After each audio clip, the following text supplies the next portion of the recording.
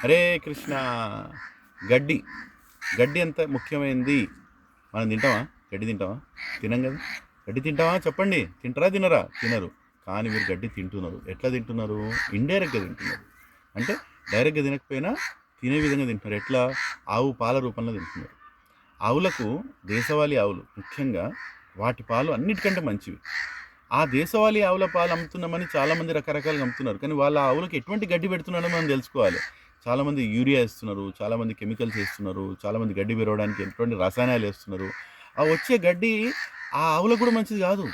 చాలా ఆవులు చనిపోతాయి, చాలా తొందరగా చనిపోతాయి. ఆవు 23 సంవత్సరాలు బతుకుతుంది కరెక్ట్గా చూసుకుంటే. కానీ రియల్ రేపు ఆవులు 8, 9, 10 ఏళ్ళకే ముసలు అయిపోతున్నాయి, 14 ఏళ్ళకి చనిపోతున్నాయి కూడా. ఎందుకంటే వాటికి పెట్టే ఆహారంలో మనం కెమికల్స్ కలుపుతున్నాం. వాటికి కూడా ఒకలాంటి క్యాన్సర్ వేస్తున్నాం అనుకోండి.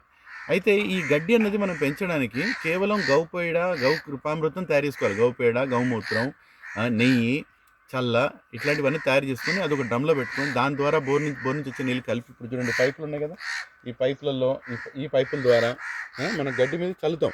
చూడండి ఎంత మంచి పచ్చగా ఉంది చూడండి. ఇది కొన్ని రోజులు అయితే 6 ఫీట్లు పెరుగుతుంది. 6 ఫీట్లు.